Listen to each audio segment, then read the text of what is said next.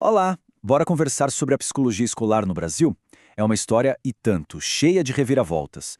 Pensa só, ela começa com um olhar quase médico, querendo classificar os alunos em caixinhas e evoluir até mergulhar de cabeça nos desafios sociais complexos que a gente vive hoje.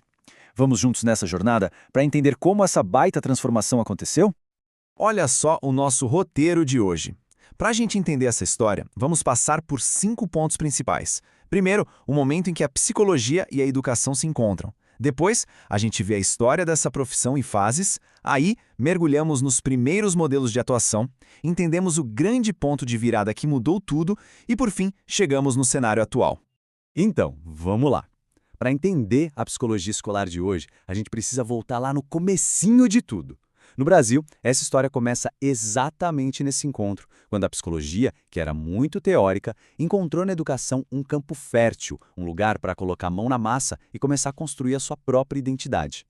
Mas antes de seguir, tem uma coisa super importante para a gente alinhar aqui. Existe a psicologia educacional e a psicologia escolar. Parecem a mesma coisa, mas não são. Pensa assim, a educacional é a galera que estuda, que produz a teoria, o conhecimento. Já a escolar é quem vai para a prática, quem aplica esses saberes lá no dia a dia da escola. Uma desenha o mapa, a outra faz a viagem. Fechado?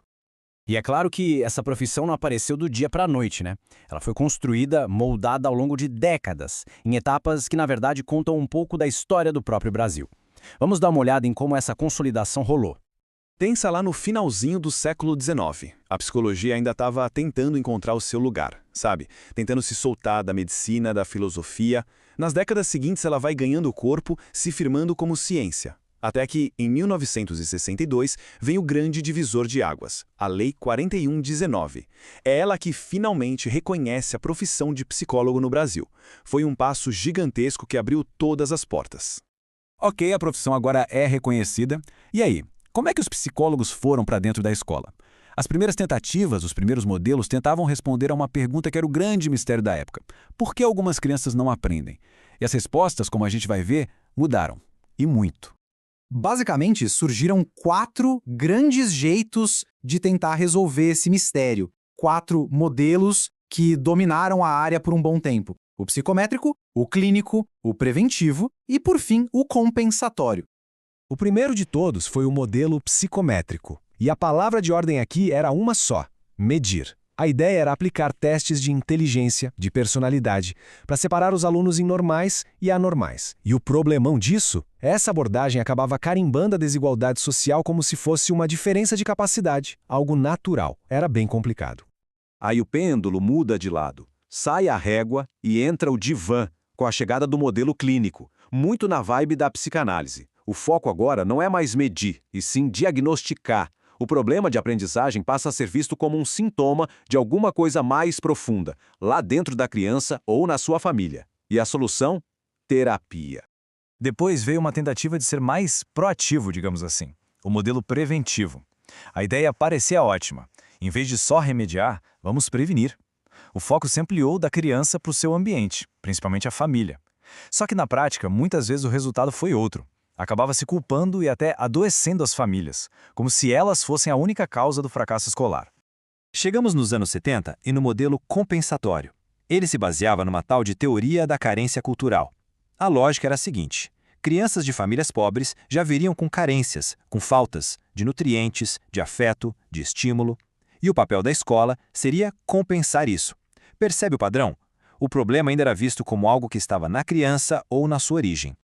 E, no fim das contas, qual era o resultado de todos esses modelos? Uma crítica da época resume o problema de um jeito perfeito. A atuação do psicólogo acabava por penalizar o aluno, que neste contexto é o objetivo final do sistema. É pesado, né? O foco era sempre no indivíduo, nunca na estrutura que o cercava. Mas aí, a coisa começa a virar.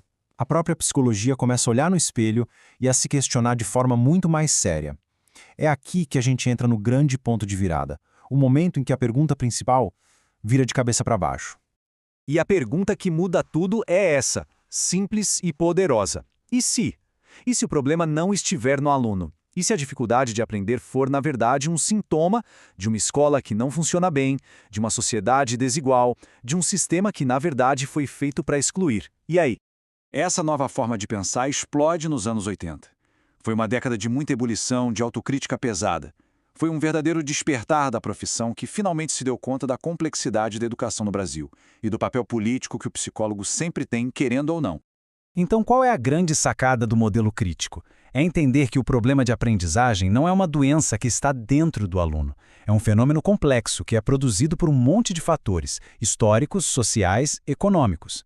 Com isso, o papel do psicólogo deixa de ser o de curar o aluno e passa a ser o de ajudar a escola inteira a pensar e a se transformar. E assim a gente chega aos dias de hoje. Essa virada crítica abriu a porteira para um monte de novas abordagens e, claro, para novos e enormes desafios. Vamos ver como esse cenário se desenha atualmente. Hoje, quem atua na psicologia escolar tem uma caixa de ferramentas muito mais completa, sabe? Pode usar uma lente comportamentalista para entender como o ambiente influencia o comportamento, ou uma humanista para focar no potencial de cada um. Tem também as cognitivistas, que olham para os processos mentais, e as socioculturais, muito inspiradas em gente como Paulo Freire, que colocam um contexto social e cultural sempre no centro da conversa. E tudo isso nos leva aos princípios que guiam a profissão hoje em dia. É preciso ter uma autocrítica que nunca para. Entender que ninguém faz nada sozinho, o trabalho é sempre coletivo. A ética precisa ser o centro de cada ação. E talvez o mais importante de tudo, é fundamental conectar a prática da psicologia com a realidade social complexa do nosso país. E a gente fecha com uma pergunta que, na verdade, é um convite para uma reflexão contínua. Depois de toda essa jornada, de tantos modelos, de tantas críticas, qual é hoje o verdadeiro papel de quem atua na psicologia para ajudar a construir uma escola que seja de fato mais democrática e mais efetiva para todos? Fica aí a reflexão.